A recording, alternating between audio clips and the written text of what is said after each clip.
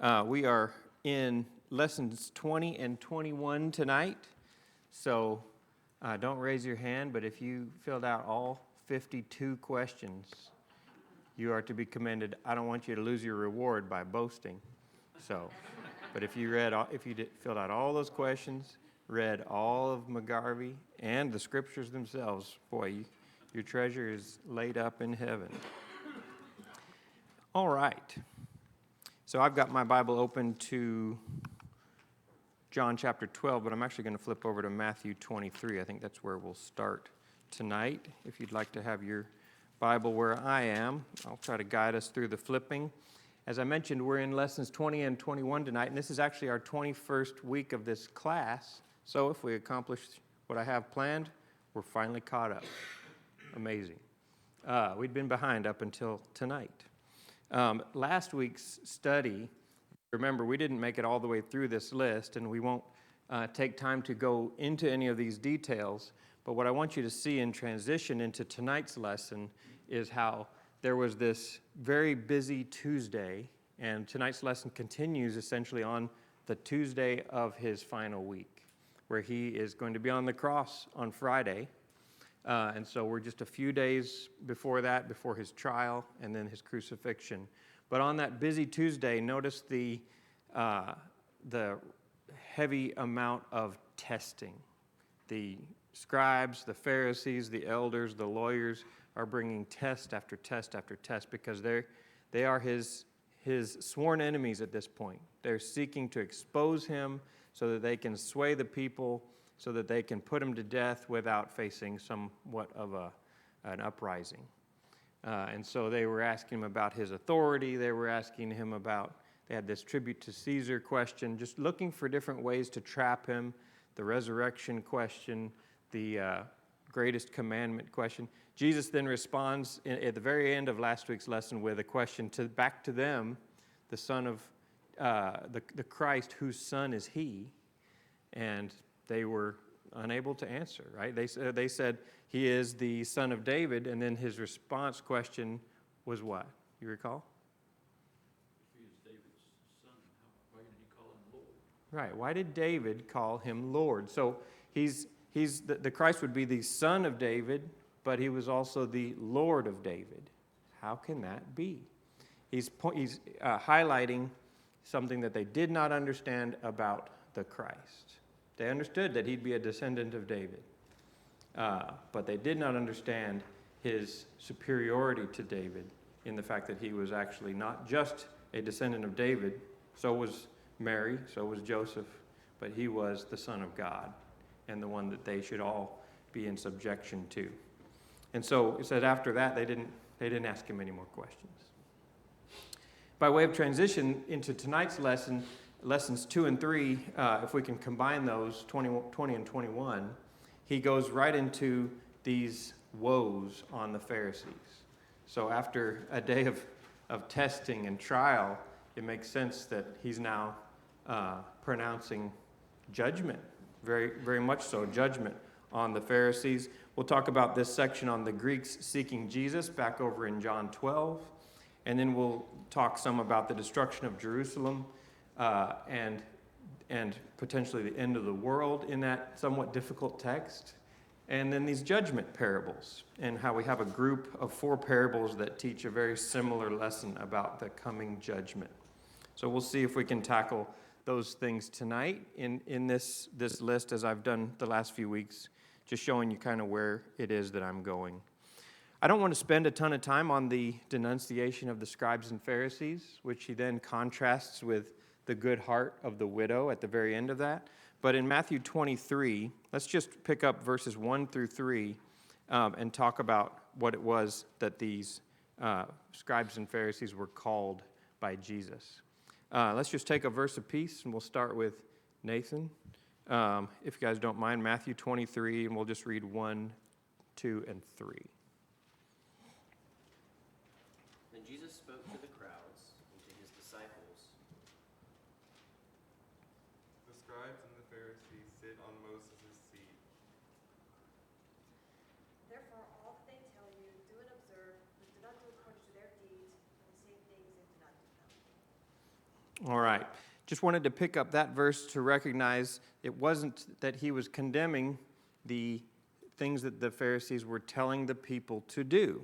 As they were emphasizing the law of Moses, sitting in the chair of Moses, right, elevating themselves, they were teaching God's law, but we know they were also going beyond that. But essentially, the things that they're telling them to do, he's saying do those things, but what were they not to do? No? Yeah, their example. Because their example is one of hypocrisy. I'm going to tell you that you need to obey God's law, but then I'm not even going to do it myself. He talks about tying up heavy burdens. What are some of the names that he calls the Pharisees all the way through Matthew 23? Hypocrites, for one thing. Okay, so hypocrites is the most common descriptor he gives. Woe to you, scribes and Pharisees, hypocrites, starting in verse 13. What else? Blind guides. Yeah, that's a risk. If you need a guide, you want somebody who can see where they're going. What was the result of their blind leadership? Those that follow them end up blind also, or end up in bad shape. Yeah, end up in the ditch, essentially, right? Both will fall into the ditch. And so the leadership that they were providing was not allowing entrance into the kingdom. He talks about them shutting up the kingdom, preventing others from entering. They go into far lands to make one proselyte, but what do they do to that man in the end? Leave him a worse spiritual state than before. Yeah. He ends up worse than he was, even more a son of hell or a son of Gehenna, as yourselves, verse 15. You make him twice as much a son of hell as yourselves. What a terrible condemnation. What else? What are some other descriptions? Oh, yeah, Nora? Yeah, and just to finish up on that part, the power of false teaching and the influence and the impact of it is really there. And the greatest impact being that if you really believe the false teacher, you're not going to start looking for the truth. You think you've already found it. And like he says, now you got to come way back to be able to come back. So Yeah. Our goal, we all need to apply this to ourselves. As we seek to convert a soul, it's not to make them like us. It's to make them like Christ. And each of us falls short of being like Christ, and we should all be striving toward being like Christ. So we should both be striving in that same direction, but show them who Christ is and how we each need to become conformed to him. Not to make others just like me. If everybody in the church was just like me, there'd be problems, right? Because I have many weaknesses. What else? What else does he call these Pharisees? Fools. He calls them blind. Yes. Clarissa? Serpents. Yeah, he ends there in verse 33, you serpents, you brood of vipers. Who said that before? Way back at the beginning. You brood of vipers, who warned you to flee from the wrath to come? It's very much a culmination. His patience has run out with this group. John the Baptist, of course, had been crying out in the wilderness, and he has that same opinion of these men who've proven themselves to be wicked in their hearts. They didn't come out to John to learn something from John. We see that from Jesus' question when he says, the baptism of John, did it come from heaven or from men? They were even unwilling to answer that because he said, they said, well, if we say it was from heaven, he'll say, why didn't you believe him? They didn't believe John. And so here they're not believing Jesus either, gives them the same condemnation. And verse 33, after saying that, how will you escape the sentence of hell? This is a condemnation of these men to hell. Could they repent? Sure. Certainly.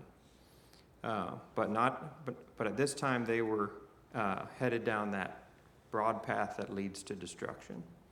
What else were they called? Whitewashed Whitewashed tombs. Whitewashed tombs, which is another way to describe hypocrisy, that they are clean on the outside, kind of like that dish analogy as well. Clean on the outside, dirty on the inside. They were focused on what others saw and not focused on what was on the inside, which was their heart. They're called sons of who? Who were their fathers, according to Jesus? Those who murdered the prophets. Yeah, sons of these murderers. You testify against yourselves that you're sons of those who murdered the prophets. Of course, the word son of is frequently used all through the New Testament, and you're like that person. It's not just a descendant of, oh, but I don't murder anybody. No, you're testifying against yourself that you are like them, a murderer of the prophets, and they're going to fill up, verse 32, the measure of the guilt of your fathers. They're going to complete it by putting to death the Son of God. Why do you think Jesus speaks so harshly? We were actually talking in the men's Bible class last night in 2 Corinthians about how Paul was careful, used speech seasoned with salt, trying to help a person to be converted back to Christ when they were in sin. And we talked a little bit about how when you talk about a person going to hell, you might do that gently and with care. But then we have this example of Jesus. Jesse? I think he was strongest with the leaders of the people, because of the leaders. Mm-hmm. And more is expected of you. Kind of like James would say later, that not many of you become teachers, for we shall receive a stricter judgment. So they should be leading people towards God, towards the Messiah, and they're doing just the opposite. And of course the goal, whether it's the Pharisees and the scribes and Sadducees or just the common Jewish person, he's trying to bring them to repentance, trying to bring them back to God, and ultimately, of course, to him, salvation. Yes. Yeah, I think of his conversation with Nicodemus when he says, are you a teacher in Israel and you don't even know these things? Right? The teachers, the leaders that others are dependent upon to know if they're serving God appropriately are worthy of a stern rebuke. You take that position, you seat yourself in the chair of Moses, then you better understand Moses' law. So yeah, we've got to recognize that. There's those who should know better, and those who we recognize may not know better just yet. And we try to, humbly and patiently teach those until they know. But once they do know better, you do see this example of firm speech, plain condemnation of those who are going to hell if they're not going to do the will of God. And these had certainly rejected God when they rejected his Son, rejected the miracles that they had witnessed with their own eyes, and turned to their own ways. Any other thoughts on Matthew 23?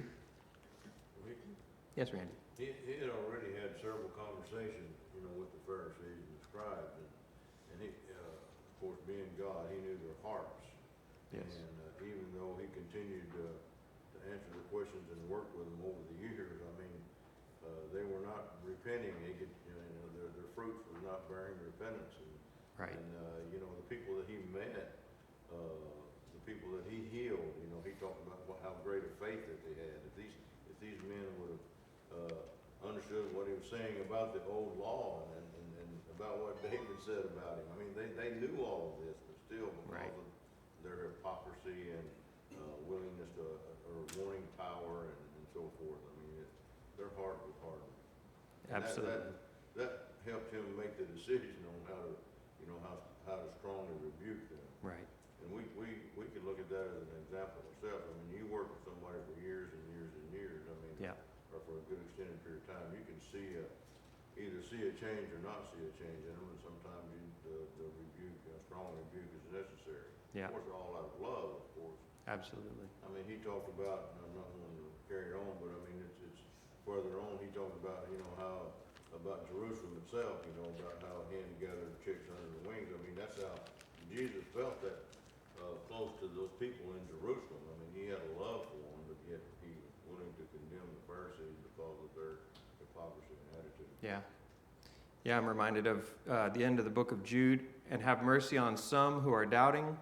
Save others, snatching them out of the fire. And on some have mercy with fear, hating even the garment polluted by the flesh.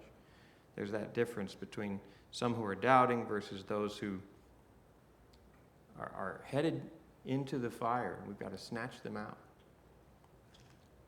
Great points. Flip over to John chapter 12. Let's look at this section on the Greeks seeking Jesus. And McGarvey brought out, starting in verse 20, that the Greeks may be Hellenistic Jews. But at least these are those who Jesus has not gone to, right? He's gone to the lost sheep of the house of Israel. That was his plan. Let's read 20 through 43. And then What's the passage? John chapter 12, starting in verse 20. Does Gabe, do you want to read? Okay, if you can take verse 20, and then we'll go on back, and then after Norm, we'll come up here to Bonnie. And we'll go down to 43. Now there were some Greeks among those who were going up to worship at the feast.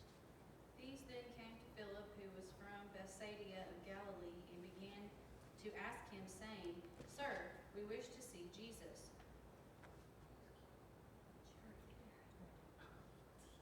Philip came and told Andrew, and in turn, Andrew and Philip told Jesus. But Jesus answered them, saying, The hour has come that the Son of Man should be glorified. Truly, truly, I say to you, unless a grain of wheat falls into the earth and dies, it remains alone. But if it dies, it bears much fruit. He who loves his life loses it, and he who hates his life in this world will keep it to life eternal. If anyone serves me, let him follow me, and where I am, there my servant will be also. If anyone serves me, him my Father will honor. Now my soul is troubled, and what shall I say? Father, save me from this hour. But for this purpose I came to this hour. Father, glorify your name. And a voice came from heaven, I have glorified it, and I will glorify it again. Therefore the people who stood by and heard it said that it had thundered. Others said, an angel has spoken to him. Jesus answered and said, This voice did not come because of me, but for your sake. Now is the judgment of this world. Now the ruler of this world will be cast out. And I, if I am lifted up from the earth, will draw all peoples to myself.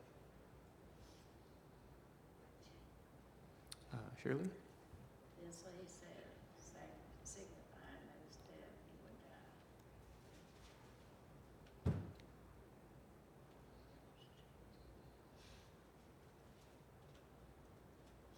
The people answered him, We have heard from the law that the Christ remains forever, and how can you say the Son of Man must be lifted up, who is the Son of Man?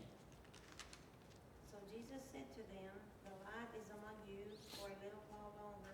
Walk while you have the light, lest darkness overtake you. The one who walks in the darkness does not know where he is going. While you have the light, believe in the light, that you may become sons of light. These things Jesus spoke and departed, and was hidden from them. But although he had done so many signs before them, they did not believe in him. That the word of Isaiah the prophet might be fulfilled, which he spoke. Lord, who has believed our report, and to whom has the arm of the Lord been revealed? Therefore they could not believe, because Isaiah said again, He has blinded their eyes and hardened their hearts, lest they should see with their eyes, lest they should understand with their hearts and turn, so that I should heal them. These things Isaiah said when he saw his glory and spoke of it. Nevertheless, many the rulers believed in him because of the Pharisees were not confessing him lest they should be put out of the synagogue. For they loved the approval of men rather than the approval of God. All right, great. So these Greeks seek Jesus, and it leads them into this discourse. And as the reading material helped me understand, this is going to be his last public discourse before leaving Jerusalem for the last time. The next time the multitude is going to see Jesus in Jerusalem, it's at his trial and his crucifixion. So these are somewhat of his final words. We get a little bit more of what he said before. You see verse 36, as Randy read, these things Jesus spoke, and he went away and hid himself from them. So that's when he leaves, but then John gives us a few more of the words that he gave or spoke before departing in verses 44 through 50. But this is very much a final discourse, and you see kind of the verdict that the people come to on whether or not Jesus is the Messiah right here in the text. It was pointed out in McGarvey's materials, very much a midpoint between that triumphal entry where the multitudes were crying out, Hosanna to the Son of David, and expecting him to be their king, and a few days later when they'll all be shouting, crucify, crucify. And here we are right in the middle of the week. There's been these trials and tests put forward by the scribes and Pharisees, and Jesus denounces them. And now they're asking questions of Jesus and coming to the conclusion that they're not believing. Just like it says, verse 37, but though he had performed so many signs before them, yet they were not believing in him. What a terrible outcome for all the things that he had done to produce faith. Greeks come and seek Jesus, but in Jesus' plan, he comes to the children of Israel and dies on the cross, and then the gospel is going to go into all of the world after that. So he doesn't receive the Greeks, but instead his response is verse 23, the hour has come for the Son of Man to be glorified. The point there is he needs to go to the cross so we can get on with this, so we can preach the gospel to these people who are eagerly seeking him, because these ones who he came to, this house of Israel, is rejecting him. And so, of course, he's dreading going to the cross, but at the same time knows that that's why he has come, and he's ready to go for many reasons, but one would also be the idea that the gospel needs to go forth. There are eager seekers, and we need to get past this culmination event. The statement about the grain of wheat, what's the point of that mini parable? The grain of wheat that falls into the earth and dies. Nor? The grain has to die for the plant to live. That's right. So it's the natural process which God provided in creation as an example of the spiritual process. Yeah, who knows the mind of God, but we see him pulling from all these examples in the creation, which seem to be there for this very moment, for his son to use that as an analogy. The plant cannot bear fruit unless it first dies. And Jesus will bear fruit, much fruit, as we see the spread of the gospel later after his death. And then he says, verse 25, he who loves his life loses it, but he who hates his life in this world will keep it to life eternal. He demonstrates that when he starts to explain verse 27, my soul has become troubled. This is the first indication of how he's feeling about his impending time on the cross. He's troubled. But shall he say, Father, save me from this hour? What's his answer to that? It's for this purpose that he came. So he's got his purpose in the forefront of his mind. He prays, Father, glorify your name. In what ways would God glorify his name through Jesus?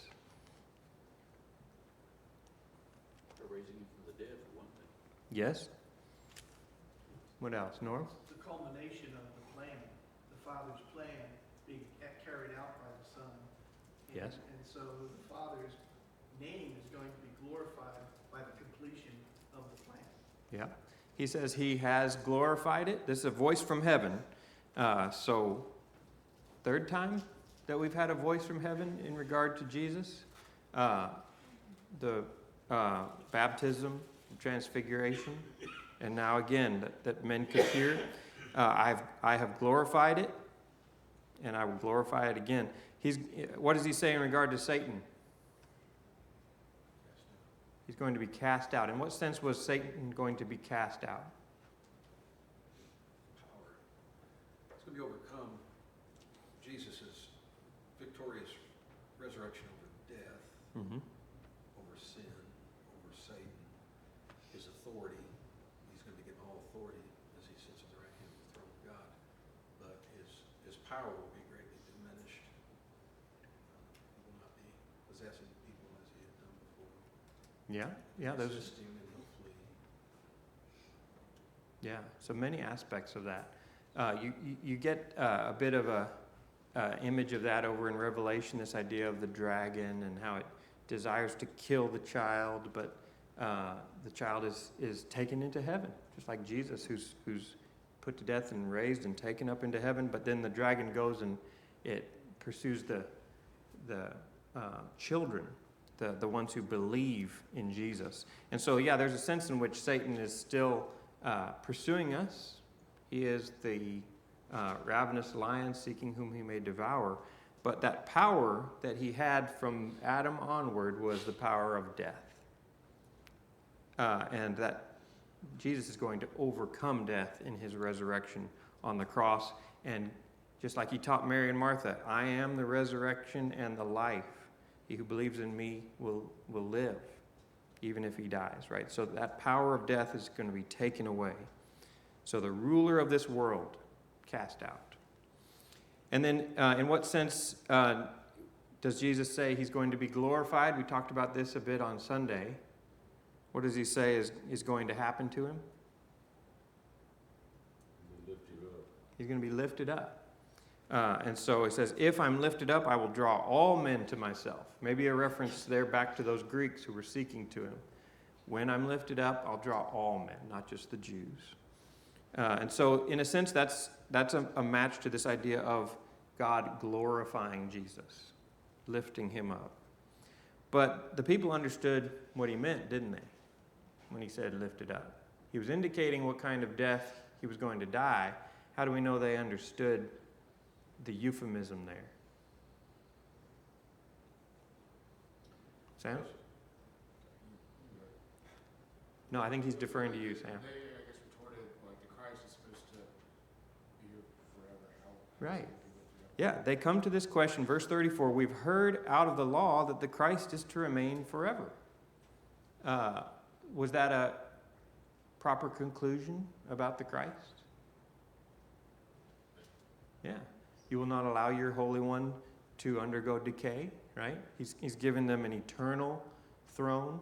The throne of the Son of David would have an eternal throne. So he is supposed to live forever. So they say, how is it that you say the Son of Man must be lifted up? Who is this Son of Man? What you have here is the moment, or one of many moments, that it would be just like this, where the Jews stumble over the stumbling block. Right? What did Paul say was the stumbling block over in 1 Corinthians? To the Jews, it was a stumbling block. To the Gentiles, it was foolishness. What was the message that was causing them to stumble? That the Gentiles and the Jews would be one No. under Christ. No. What did Paul say? I knew nothing among you except Christ crucified. Christ crucified. They're stumbling over that right here. I thought that Christ was going to live forever. Why is he going to be lifted up on a cross? It doesn't make any sense to me. And they stumble over that, and they come to this conclusion that, we're not going to believe in him. Because we thought he was the Christ. We ushered him into town with palm branches, shouting, Hosanna to the Son of David, and now he's saying he's just going to go die? It doesn't make sense. They didn't understand the prophecies. They didn't see the suffering servant in Isaiah 53, which I'm sure many of those things would be murky, right, until you see them fulfilled and explained and preached. And that's why, of course, God sends the Holy Spirit to explain these things so that those with a good and humble heart would believe. And so this was expected, that they would stumble over this. Yes, Randy? Their idea, though, was an earthly king. Yes. To reign over them. Right. So that was really the question. How can you die and still be an earthly? Yeah. How can you be here and reign as the Messiah? So they were, he had tried to explain it. He'd been teaching about the kingdom of heaven and how it's within you and how his kingdom is not of this world, but this was something that they were still struggling to understand. Any other thoughts or questions on this section? Even the disciples were still struggling with it at his ascension. That Right. was the question they asked him right before he ascended back. Yeah, Acts chapter 1. So this was prophesied about, right? He references Isaiah, that's Isaiah 53, that they did not believe. And it talks about verse 40, he has blinded their eyes and he has hardened their heart so that they would not see with their eyes and perceive with their heart. How was God hardening their heart in this case?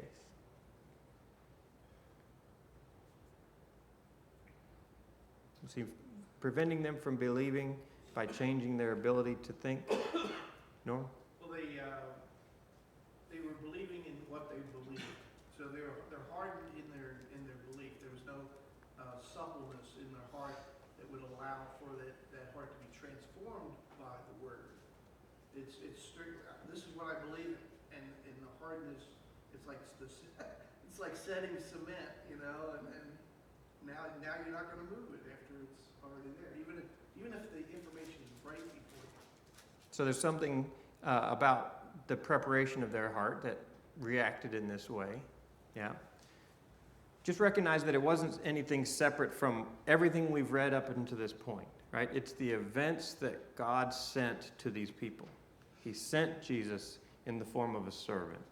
He teaches in his ministry, just like we've seen. He works miracles. And now he comes to Jerusalem. He's rejected by the leadership. And the people stumble over this idea of him going to a cross. Their hearts are hardened but by their expectations and the form in which he sends the Messiah. And they stumble over that. Well, Yes, Randy?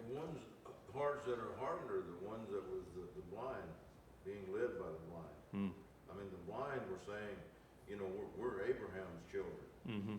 We're children of Abraham. So we have special,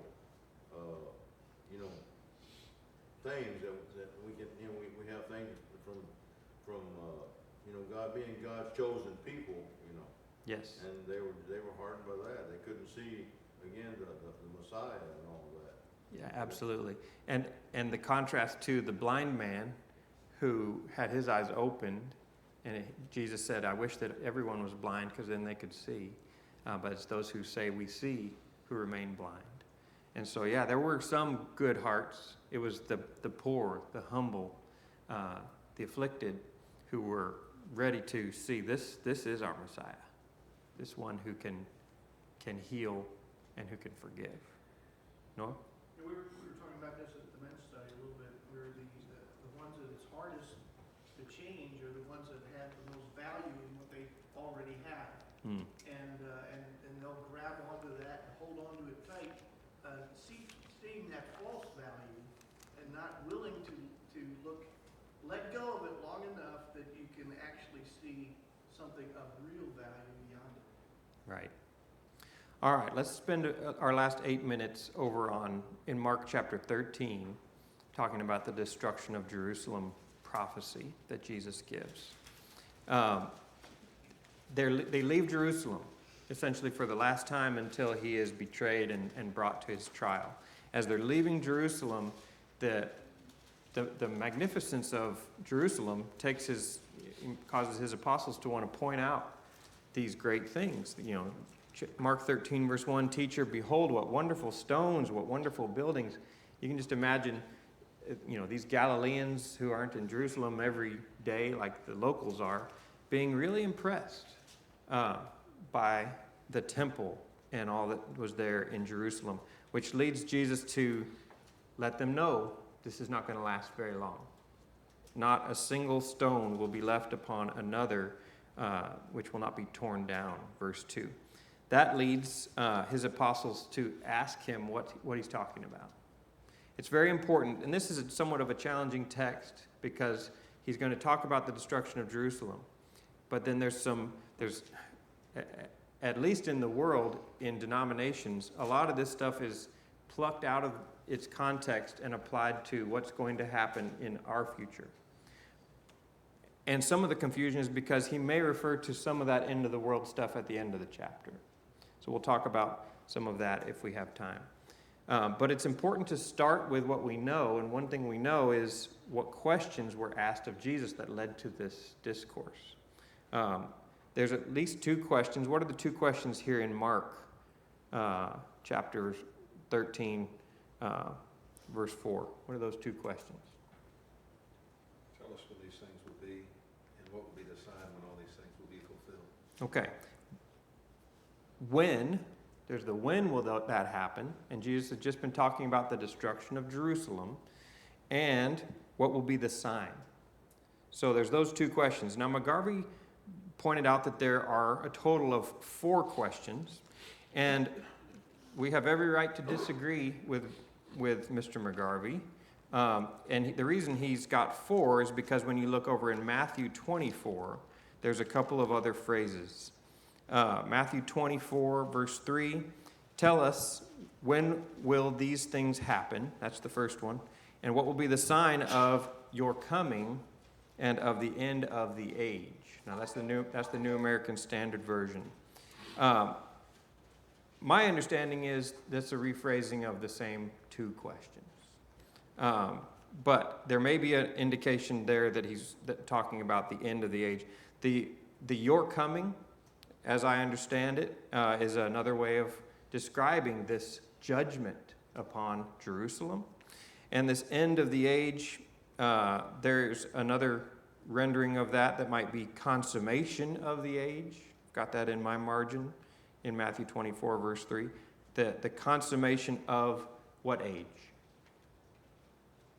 What age was about to be consummated or completed? The last days, I guess you'd say. Well, it was the last days of who? Judaism. Of the Jews.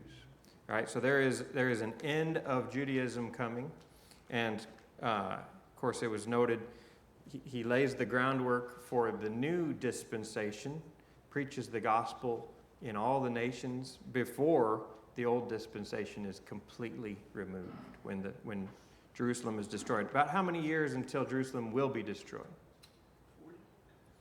40 years? Yeah, this is about AD 30, and it'll be destroyed in AD 70. And these things are fulfilled to a T. If you want to study the history of Titus, the Roman general coming and destroying Jerusalem, it is a brutal massacre. 1.1 million Jews are put to death, and another 97,000 or so are taken captive, most of whom end up crucified, according to the reading.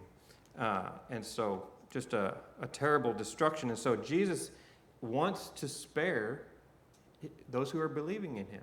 That's the point of the chapter. He's giving them some signs to look for.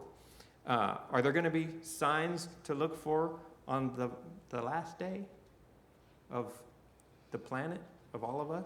No, there's not.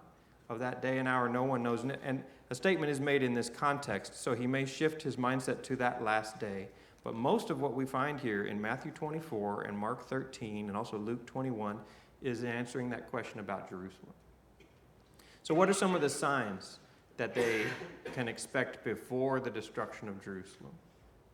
I counted 7. There's going to be wars and rumors of wars. So it's in the context of destruction of Jerusalem. Do people still look for that today? Yeah, you really, every time something starts up in the Middle East, people say, oh, it's a sign of the times. Jesus is about to come back. But no, this is just in this specific generation. What else? That's one of them. He warned them about not allowing themselves to be deceived. There's going to be those who come in his name claiming to be the Christ. Don't follow that. Right? False Christs. Because in a sense, this is a coming. This is Jesus' says he's coming in judgment. And so people are going to say, oh, well, you're looking for somebody? I'll be that somebody. So there could be false Christ. That's two. What else? Earthquakes. I think Luke has the longest description of kind of those natural disasters. He mentions earthquakes, pestilence, famine, and signs in heaven, right? And these are all in the context of before the destruction of Jerusalem. Do people still look for signs in the heavens as impending doom for the planet? Yeah, every time there's an eclipse, every time that there is a blood moon, people are saying, oh, this is it. This is the end. But if you look at this chapter, he's talking about the destruction of Jerusalem. Do we know about earthquakes and stuff like that that happened before AD 70? Yes. McGarvey specifically mentioned that. Quite a few earthquakes. And yeah, the other ones as well. Famines. We certainly read about famines in our New Testament before the destruction of Jerusalem. And there's pestilence as well. Norm? If you look at that, all of those physical things, they match up well with a siege of a large city and the destruction of that city. Right. Could be easily described in all of those things: walls falling down, earthquakes, pestilence, of course, that comes with the siege, no food, all of that kind of stuff. So you don't have to prove natural effects. You've got proof of those other effects already. That's right. The other ones I count are the persecutions, verse 9. And our time is up. Persecutions, that the gospel would go to all the nations. As we see, Paul comes to that conclusion by the end of his epistles that the gospel's been preached in all the earth. And then this abomination of desolation. Something that happened back in the days, in the prophecy of Daniel, was going to be fulfilled here when the Romans encircled Jerusalem. All right, that's all the time we have. Jesse can decide if he wants to add a little bit on that section or just move into lesson 22 next week.